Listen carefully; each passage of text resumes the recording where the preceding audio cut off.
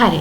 අද මම කියලා දෙන්න යන්නේ කොහොමද කම්පැනි එක tax payer registration එකක් කරගන්නේ කියලා.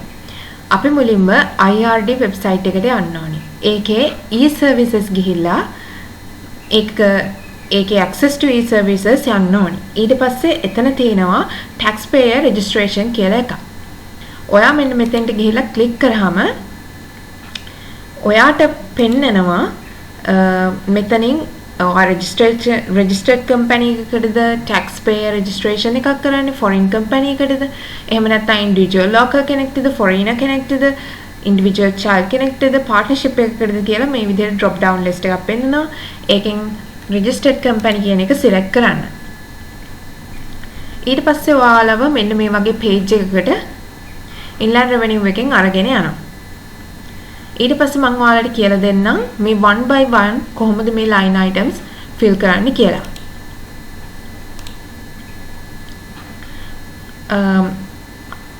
registration type එකේ alreadyම registered company කියන එක select වෙලා තියෙනවා.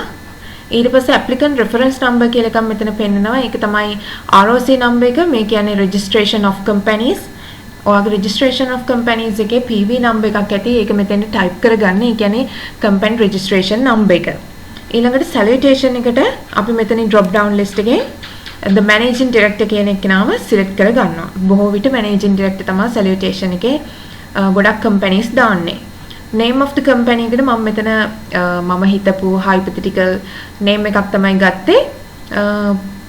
ABC Private Limited කියලා එක දාගත්තා. ඊට පස්සේ මේ සිංහල තමිල් දෙකම fill කරන්න අවශ්‍යතාවයක් නැහැ.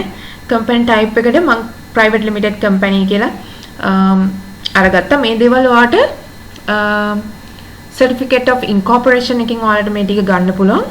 ඊට පස්සේ the date of incorporation එක මේක form 15 වලත් තියෙනවා. ඒ වගේම certificate of incorporation එකෙත් තියෙනවා. ඊට පස්සේ date of commencement ගොඩ වෙලාවට form 15 වල ඔයාලට මේක පල්ලෙහාට ගිහින් බලන්න form 15 වල date එක හරියටම commencement date එක දාලා තිනවා. ඔයා කවද්ද company හරියටම වැඩ පටන් ගත්තේ කියලා.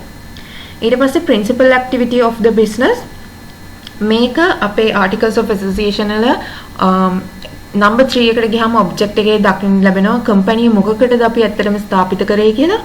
අන්නේ ස්ථාපිත කරපු purpose එක පදනම් කරගෙන IRD එකකින් අපිට එක එක codes දීලා තිනවා. එක එක company වලට මොනවටද මේ company ස්ථාපිත කරලා තියෙන්නේ මොන category එකකට යටතේද කියලා inland revenue එකෙන් දෙන ඔයාලට දීලා තියෙන category එක තෝරගෙන මේ විදිහට එතන select කරගන්න. ඊට පස්සේ ඔයාගේ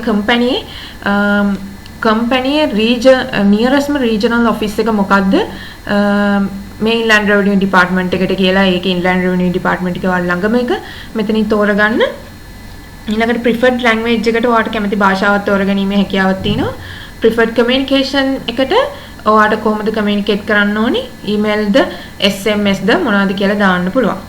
ඊට පස්සේ අපි එනවා ඔයාගේ website URL එකට company ඔයාලට website එකක් තියෙනවා නම් ඒකේ URL address එක මේකට type කරගන්න. ඊට පස්සේ ඔයා BOI registered නම් board of investment වල registered නම් yes කියලා දාන්න, no නම් no කියලා දාන්න. ඒ අදාළ bank code එකක් ඔයාලට තියෙනවා නම් ඒ register වෙච්ච ඔයාගේ බැංකු code එක දාගන්න. මම මෙතන නම් BOC bank code එකක් තමයි නිකන් දාලා තියෙන්නේ. ඊට පස්සේ ඔයාලට group of companies තියෙනවා නම් ඔයාලට parent company එකක් ඉන්නවා නම් ඒකට yes දාගන්න. එහෙම නැත්නම් no දාගන්න. ඊට පස්සේ අපි එනවා registered address කියන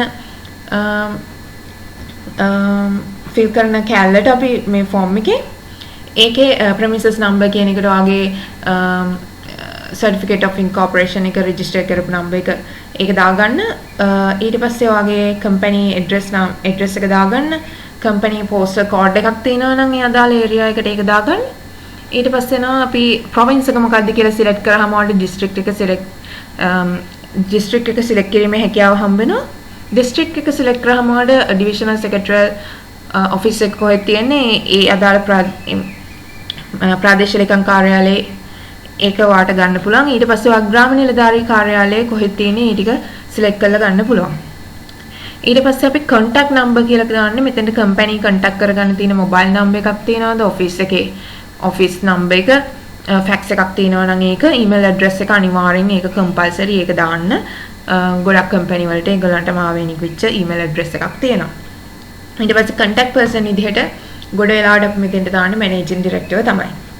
ඊට පස්සේ බැංක් ඉන්ෆර්මේෂන් ඔයාගේ කම්පැනි නමින් ඔයාලට බැංක් account එකක් යම්කිසි බැංකුවක තියෙනවා නම් ඒ බැංක් account එකේ ඒක දාන්න මෙතෙන්ට ඒ බැංක් account එකේ අංකේ දාන්න. ඊට පස්සේ add director කියන section එකට ඇවිල්ලා මේ directors ලව මෙතනින් TIN number එක ගහලා එයාගේ TIN number එක මෙතෙන්ට enter කරන්න. ඊට පස්සේ ඔයාලට මෙතනින් search කරන්න පුළුවන්. දැන් මම මෙතෙන්ට බොරු TIN number එකක් දාපු හින්දා ඒක ඇත්තටම search කරලා ගන්න බෑ. එහෙම automatically ඔයාලට search කරලා මෙතෙන්ට add කරගැනීමේ හැකියාවක් තියෙනවා. ඊට පස්සේ ඔයා යන්න මේ supporting documents කියන subsection එකට. ඒකට ගිහිල්ලා මෙතනින් ඔයාට දැන් articles of association ඕනෑම company එකට තියෙනවා. form 1 තියෙනවා, form 2A තියෙනවා. මේ දේවල් select කරලා computer එකෙන් අරගෙන මෙතෙන්ට upload කරගන්න. දැන් උදාහරණයක් විදිහට ෆයිල් එකක් මෙහෙම ඔයාගේ articles of association එක අරගෙන මෙහෙම මෙතෙන්ට upload කරගන්නවා. upload කරපු එක remove කිරීමේ හැකියාවකුත් තියෙනවා. ඊට පස්සේ purpose of the incorporation ගොඩාක් purposes මෙහෙම inland revenue එකකින් දාලා තිනවා. මගේ purpose එක නම් tax purpose. අපි ඒක ගොඩක් company tax purpose තමයි select කරන්නේ. tax purpose කියලා ඒක select කරලා මෙතනින් next දෙන්න. එතකොට ආව ඊළඟට confirmation page එකකට අරගෙන යනවා. මෙතන ඊට පස්සේ මේ page එක confirm කරලාට පස්සේ ඔයාගේ print out එකක් තියාගන්න. ඊට පස්සේ ඔයාට පුළුවන් වෙනවා මේක inland revenue එකේ tax payer කෙනෙක් විදිහට register වෙන්න.